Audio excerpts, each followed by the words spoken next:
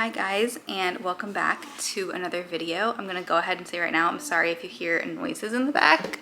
We have Louie sleeping over there. So if you hear little squeaks, that's what's going on. Today's video is gonna be a sit down chat, and it's gonna be all about my birth story, my birth plan, and a short little Q&A at the end about just kind of the experience and just kind of a general Q&A regarding pregnancy and birth and things like that. If you haven't seen it yet, I did post my actual labor vlog.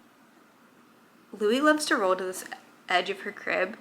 Obviously, like, she can't get out, but I hate watching it. Anyway, so if you haven't watched that, I recommend watching that. It's a very positive experience. I know I was super cautious during pregnancy, especially leading up to labor. I did not want to see negative birth stories. I didn't want to see anything, like I didn't want to put thoughts in my head of like all the things that could go wrong. Mine is a very, very positive story, so if you're interested in checking that out, I highly recommend it, and it would mean a lot to me because it's such a special video. I will also link it in the description so it's easy for you guys to find, and also make sure that you are subscribed and you like this video, and let me know anything else you want to see. Let's get into it. In terms of my birth plan, something that I think really benefited me was I did not have a specific plan. I was very open-minded. There were a few things that I definitely like knew I wanted or didn't want, but other than that, I was like, whatever.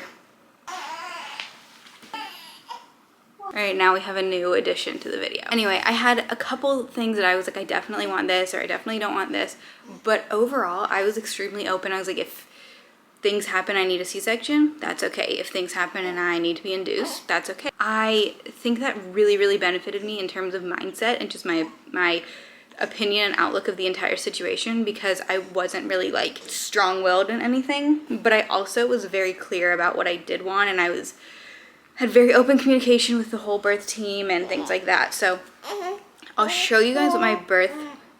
You are just chatting away, little Miss Lou.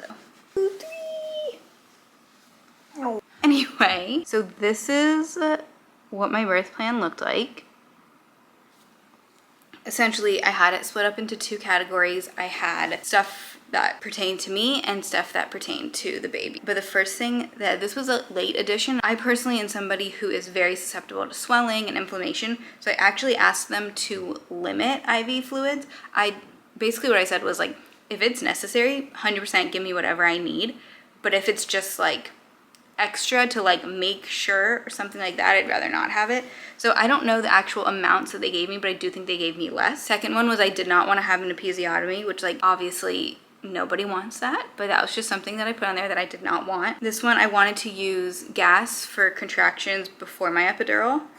I wanted to have chill vibes, like music, dim lights. This, I just didn't know how it worked. I wanted to make sure I got lidocaine for the epidural, which I didn't really know how that worked. Turns out that's just common practice, at least at my hospital. Same thing with the catheter. I wanted to make sure I had that after the epidural because I just didn't know the way that things go. Same thing, standard practice at my hospital. They do it after the epidural. And then I wanted to labor down and wait to push. And this wasn't even a conversation. This just happened. Like this, they did that anyway. So that was everything pertaining to me. Like that was literally it. In terms of the baby, we wanted to do immediate skin to skin, which we did. Delayed cord clamping, which we did for 30 seconds. No bath in the hospital, which we did. And then the baby doesn't leave the room, which we did. That's everything in terms of my birth plan. Like I said, I just went in and I really just wanted to have good communication and feel like I was part of the decision-making process, and I absolutely was. On the birth plan for things for myself, the two things that did not happen,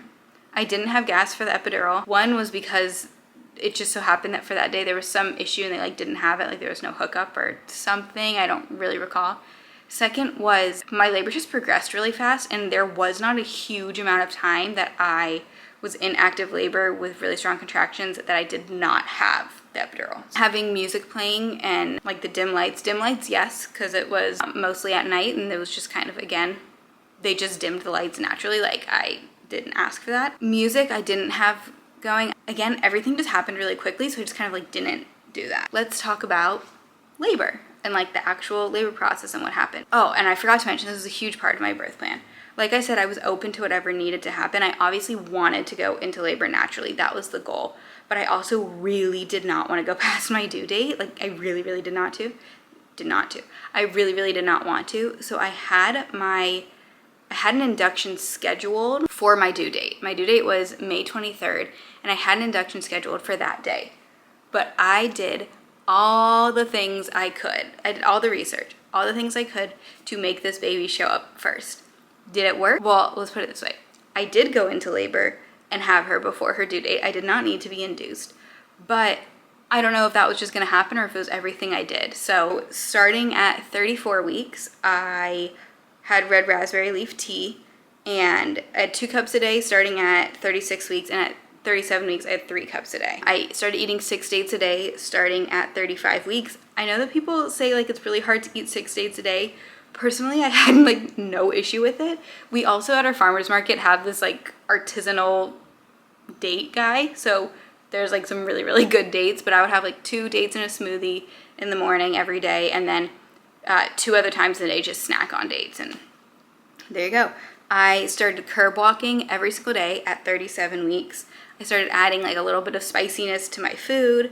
I started doing something called the miles circuit, and I think I mentioned this in one of my previous videos. Basically, it's like a series of positions that you do. Like it's 3 different things. One position for 30 minutes, another position for 30 minutes, and you like walk for 30 minutes. I was doing this every day except for the days that I was working out. I did this every day starting at like 37 and a half weeks. I don't really know the research behind this. I just saw people say eat pineapple. There was no like regimen to that. I just ate more pineapple starting at 37 weeks. And then this is the really like really way out there one, is I have a friend who, and I've heard this before, mentioned like eggplant parmesan like puts people into labor, or some people swear by it. Obviously there's no evidence on that, but I had an eggplant parmesan like sandwich from this restaurant we love like 3 times between 38 weeks and 39 and a half. So that was everything I did to like put myself into labor naturally, and for the most part it worked, or I think it worked. I will say it got like not the food, but the miles circuit specifically got kind of exhausting, but I'm happy I did it. Now let's get into what actually happened. So a few weeks before, when I started going on walks more religiously, I started to notice what I thought was Braxton Hicks, but I didn't know. And what I told my doctor is it felt sort of like a period cramp, and then my stomach would tighten. No pain, very mild pressure, and I was mostly noticing it when I was walking. And she was like, yeah, that probably is Braxton Hicks. I'm like, okay, so now I know what that feels like. And again, I think I maybe mentioned this in my labor video, but everybody who I talked to was like, because I at no point up until the Sunday before I went into labor, I at no point thought I was in labor. I wasn't confused about if what I had was a Braxton Hicks or a regular contraction. I just didn't even know if it was a Braxton Hicks. But everybody said to me, oh, you'll know when it's a labor contraction. You'll know. It's like, it feels very different. It's very intense. You'll know. However, I like didn't know. Like I couldn't, let me back up. Okay. Starting on Sunday, May 19th, I had what I thought was Braxton Hicks contractions literally all day long. Like, I was just feeling them constantly on and off the entire day. And so I just kind of like paid attention to it. So that was all day on Sunday the 19th. On Monday the 20th, the Braxton Hicks were continuing all day. And then I was getting a lot more back pain. I was peeing a lot. And it was not just like normal like pregnancy peeing a lot. I was like, okay, definitely she's low, like she's dropping, because in like a 15-minute period I peed like 3 or 4 times without having like drank anything in that time. So I was peeing a lot more, and then my Braxton Hicks contractions were starting to get stronger period crampy with a tight stomach. And this is why I say I don't know when I started going into labor. Like I couldn't pick my contractions apart. Once I was like deep into labor, like yeah, obviously this is not a Braxton Hicks and I can feel a difference. Mine just kind of slowly crept up. Right before we went to bed on Monday night, I was getting these contractions, whatever they were, what I thought was Braxton Hicks, a little bit more. And I literally said to Matt, I was like, I think it's gonna be tomorrow. Like I'm gonna go into labor tomorrow. Go to bed, and at around midnight, I woke up with like lots of stronger period cramping type feelings. Same with like the stomach tightening. And then I went to the bathroom and I had like light pink blood. My back was really hurting, and then I was very like achy, and I had like kind of chills. And I originally thought that was my mucus plug. I still honestly don't know if it was. But anyway, so I was like, okay, this is like, I gotta pay attention now. Then I went back to bed, whatever. And then basically through the next day, I had this consistent, like, pinkish spotting discharge.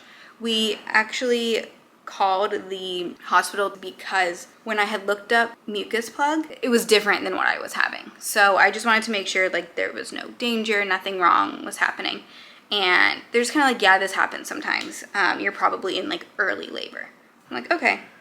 Then my contractions for quite a while were anywhere between, like, 3 and 8 minutes apart. And my specific doctor had said, like, don't go until you're having really strong contractions 5 minutes apart for 2 hours. Then once it got to about noon, I'm really sorry for all the TMI. This is a birth story. You gotta expect. So the bleeding I was having changed a little bit, called again, and they were kind of same thing. Like, yeah, it's probably just still, like, changes in your cervix, whatever. Then I also, at some point between then and leaving for the hospital, I was getting a little bit nauseous. Very mild, but, like, the last thing I ate before going to the hospital was just, like, buttered noodles because I was feeling kind of nauseous.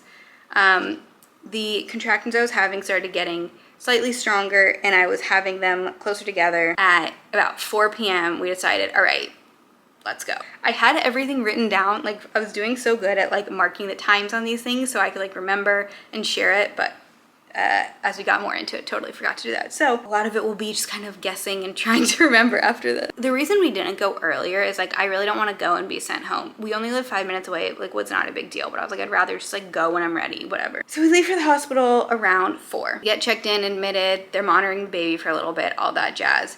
And then they come in and they're gonna do a cervical check. I ended up being 2 centimeters. This was at, like, 4:30-ish, maybe 5.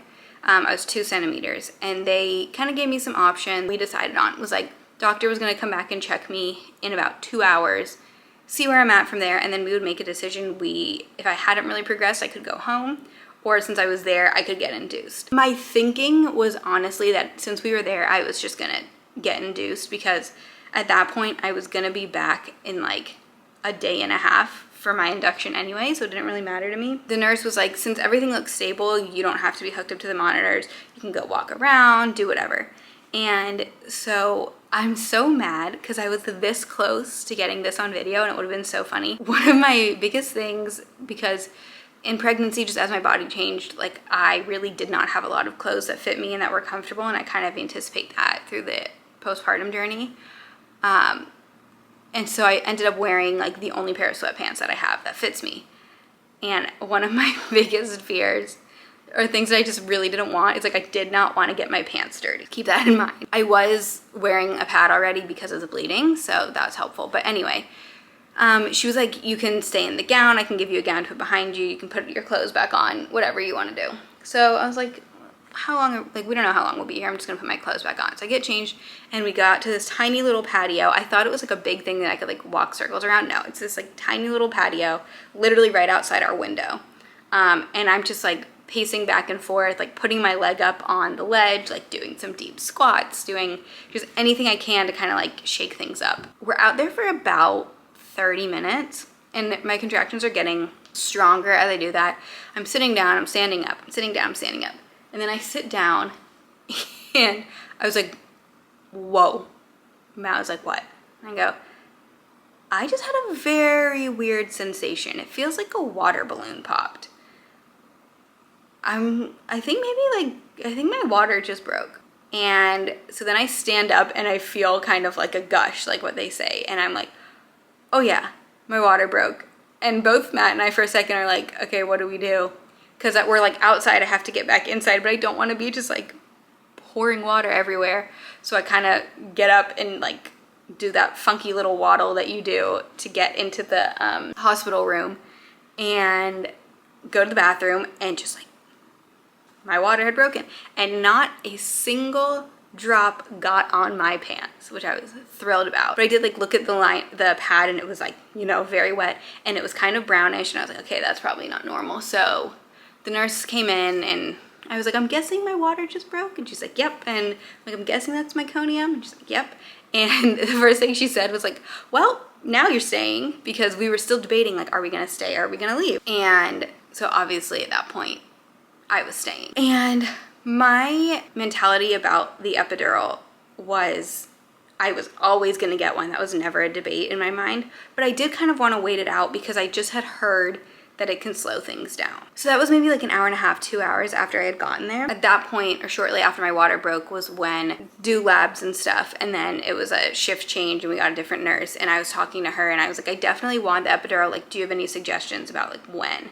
Like, I've heard it can slow things down, blah, blah, blah. And what this specific nurse told me, and by the way, my entire care team was amazing. This nurse in particular was amazing and so helpful and just made the process like so smooth. It was great.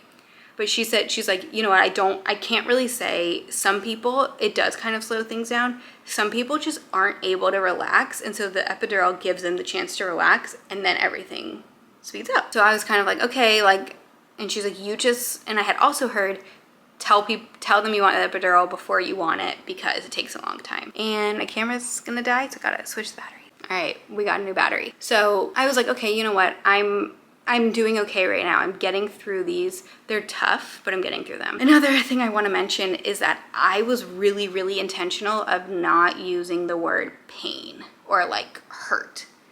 Did that help? I really don't know. But like, I wasn't saying like, these are really painful. I was like, these are really intense. I think that went on without the epidural for maybe an hour, maybe 2 hours. I'm honestly not really sure. And I was doing a really good job of like, just taking really deep breaths, breathing through everything. Matt was like, literally whatever you want to do, I will support you. This is all your decision, which is amazing. Sometimes you're like, help me make a decision. But anyway, there was a couple contractions where I literally was like this. I was like, like I could not just breathe through it. And then Matt kind of looked at me and he was like, I think you should get the epidural now.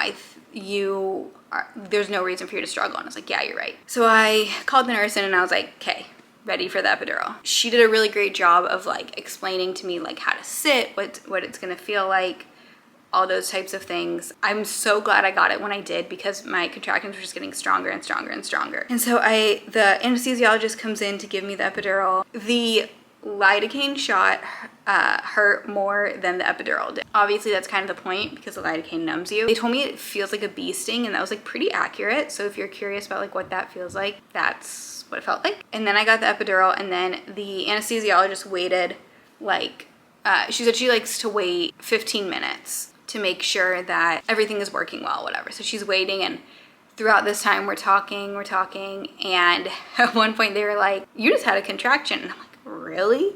And they're like, yep, so it's working. And it was just like you hear about epidurals and you know how they work, but it is just magical. I see both sides of it, but from my own personal experience, magical. Then they're just like, okay, like just hang out for a while. I'll be back in about 45 minutes to place your catheter. In that time, she comes back and she also does a cervical check. I'm now at 4 centimeters, and this is like maybe 4 hours later, I think, because this was probably at like 9:45, something like that, and I'd originally gotten checked at like 4:30 or 5.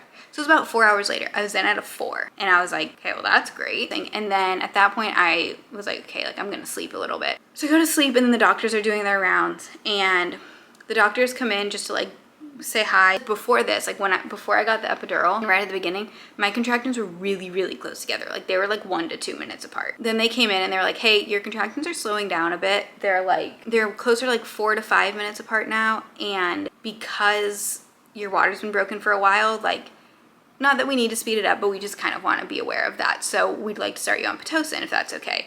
And like I said, my mentality of this whole thing was like, whatever they feel like needs to be done, unless I'm really, really opposed to it for some reason, sure, like I trust them. And so I was like, yeah, that sounds good, whatever. And they're like, hey, great. They leave, nurse comes in, and she's like, goes and literally like hangs the bag of Pitocin on the little IV stand thing. And then she's kind of like, has this like kind of funny face as she's like looking at something, and she's like, you know what? Your contractions are literally every minute now. I'm not gonna give you this. Like, I don't think you need it. And she obviously like consulted with the doctors, and they were like, yeah, that's totally fine, don't do it. Then my contractions just sped up on their own. I go to sleep, and after my water had broken, so I always thought that the shakes you get are from like the epidural or from the medicines or being cold or whatever. It's from the like hormonal changes.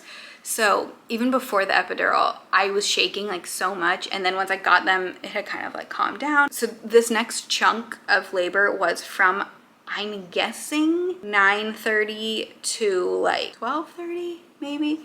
I know in my labor vlog, I think I have the actual time, so if I'm wrong, I'm so sorry. In this time, like when I was sleeping, she had come in like every so often just to help me change positions and whatever. At one point, we had changed back to the original position, which was me laying on my left side with like my leg up on a peanut ball. And I'm trying to sleep, and what's funny is one of the questions I asked the nurse like at the very beginning was, so if you're like sleeping and your body's ready to push and you have an epidural, like what, like how do you know? How do you not just like miss it? Again, kind of like you'll know, like you'll start feeling really, really intense pressure, like basically in your butt, like you have to poop, and that'll like be kind of how you know. Because through the epidural, you can feel that pressure. For me, it really was not painful at all, but you do feel pressure. And for a while, I didn't even notice when I was having contractions. Then I started to be like, okay, I think I know when I'm having them. Like this pressure is kind of building. Then as I'm trying to sleep, I am shaking like a leaf. Like I'm literally like, oh my God, like shaking so much and feeling that pressure, like huge. And so I called the nurse in and I was like, I think stuff's happening. Like stuff's happening. I'm shaking a lot. I'm feeling the pressure. And so she's like, okay, like, let me check you. She checks me and I'm at a 9. Now this was in I think it was 3 hours. I think I went from a 4 to a 9 in 3 hours. She did some of the other checks. Like I forget what my effacement was at the very beginning, but now I was like 90% effaced, 70% effaced. I don't really know. I know she hadn't dropped fully. Like I don't remember the numbers of like the positions, but it wasn't like low enough to push yet. But so at that point, we're kind of like, okay, it's almost go time. Let's like get ready to push. And so they're kind of doing things coming in and out. And she was so great and so funny. She came in a little bit later and she's like, okay, so they're making me take my lunch, but I'm gonna go right now so that I'm done with my lunch when it's time for you to push. They kind of sat me up at one point, I think in this little stretch. And they had me in a position like with my knees together and my feet kind of apart just to kind of help with the positioning. I don't know. That was for like an hour. And I was kind of sleeping, sitting up as they're just getting the room ready to push and whatever. I don't remember like all that transpired in that gap, but I started pushing at 250. And let me also preface this with like before I got pregnant and just in my life, like this is kind of common, I'm sure, but I really was like terrified of labor. Like I was like, I don't think I'll be able to do it. I don't think it's gonna go well for me. I just like my whole life was like so scared of it. And yet somehow this entire time I was anticipating like, when am I gonna get nervous? When am I gonna get scared? When is this gonna happen? And I didn't. I was just kind of like, okay, this is the next step. This is what has to happen, whatever. I expected, like, I knew it wasn't like you see in movies, but I kind of assumed the whole time you were pushing, it's like the whole team is in there in case the baby pops out. Like, I don't know what I really thought, but it was not what I thought at all. Oh, and let me also say, the nurse had told me, you know, like some people push for an hour or two, some people push for like 5 hours. And I was like, oh my God, I thought a long time was an hour. Like I thought people push for like 15 minutes. Like, what do you mean an hour? And I was kind of worried, like, oh my God, how long is it gonna take? And the first 45 minutes of pushing was literally so chill, so relaxed. It was just me, Matt, and the nurse in the room. So we did that for about 45 minutes, which like flew by. And we did some pushing with my knees together, some with my knees apart, just in case you're curious. At one point, she was like, okay, don't like put your legs together. Like just leave your legs apart. Before that, the doctor had come in and just was like checking on me, like, okay, like we'll be back, whatever. And then when she left, the nurse was like, okay, next time, like we're gonna call them. Like they're not gonna come in before you're ready. Like we're gonna call them. She was basically like, okay, like she was right there. And she calls the team in and she's like, okay, like we're ready. I ended up pushing with the doctors, like the hardcore pushing that you see in people's videos of like having your legs up in the stirrup, like everybody there. I pushed through 2 contractions with the doctor. She came out at 3:39, so I only pushed for 50 minutes, which is wild. I did one like big push, like just the same kind of pushes that I was doing before, and the doctor was like, her head's right there, do you want to feel it? And I was kind of like, okay. And I reached down and I feel it. I don't know what I thought, but I was like, oh my God, it's squishy. It's like warm and squishy and soft. And the funniest part is I just like wiped my hand on my gown and they were like, everybody does that. Everyone wipes their hand off. And I'm like, yeah, as if I'm not gonna have this entire baby in my arms in a few minutes. So anyway, I push through 1 regular contraction and then I start to push through the second. Like I push regularly, like hardcore pushing, like bearing down, all of that. Then I go to start doing that for the second one and the doctor's like, okay, I just want you to take like small little pushes. And then literally it feels like she just like slid out. Like they were like, oh, 3:39, there she is, happy birthday. And I'm like, oh my gosh.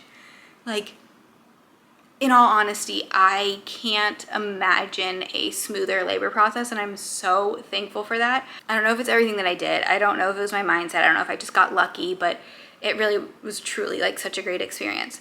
I did end up having one very small tear. It was a 2nd-degree tear, and it required, I honestly don't know, because I think they said 1 or 2, and I didn't ask how many. So I had 1 or 2 stitches. She did have they said 1 loose nuchal, which I guess means that the cord's wrapped around her neck, but it was loose and it like was not a big deal. Then she came out and she was here. And it was just like wild. We were talking to the nurse after, and she was like, when I told you like to keep your legs apart, I figured you'd be pushing for like at least 15 more minutes. Like I thought it was gonna be like right at 4 o'clock. And she was like, no, like she was ready to come out. So it was just like such a beautiful, like amazing experience. It's been 3 weeks and I still cannot, like I can't believe that I went through that and I did it. And that's kind of, and like now hearing the whole story, that's kind of why I didn't know when my labor started. Like I was in active labor at the hospital for a little under 12 hours, which I think is pretty quick, which is nice. That was basically my birth story, and it went so well and so smoothly. My postpartum journey thus far has also been very good, which I'm very thankful for. I used all the postpartum care that everyone suggests. I used the peri bottle and the Tux pads and the dermaplast and the ice packs and all of those things.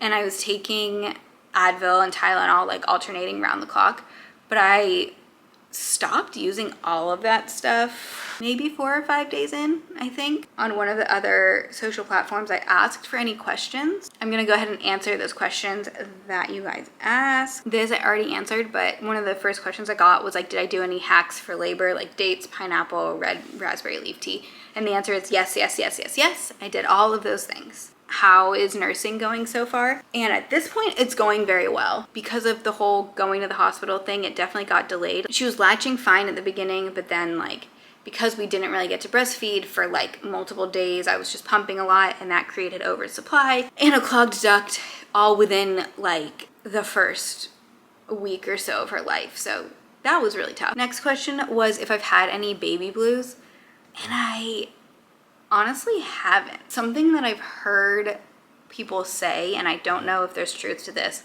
but I've heard people say like you have one of 3, like you either have a hard pregnancy, a hard labor, or a hard postpartum. Granted, I'm only 3 weeks in. I don't know if things change for the worse after that, but my mentality is that my hard part was getting pregnant. Like it took me almost 2 years to get pregnant, and IVF and IUIs and embryo transfers and egg retrievals and like all the things. I kind of feel like that was my hard, and so everything else has been smooth sailing for the most part. I will say like the first few days of like going back to the hospital and then being in the hospital for several days and then getting a clogged duct, like that was pretty tough, but that was more like circumstantial. Next question is there anything that I wish I did differently to prepare during pregnancy to prepare? I don't think so, honestly. I wish I had been a little bit better with hydration. I never had any issues with fluid levels or anything like that, but I did just like, I was very puffy. That's kind of it.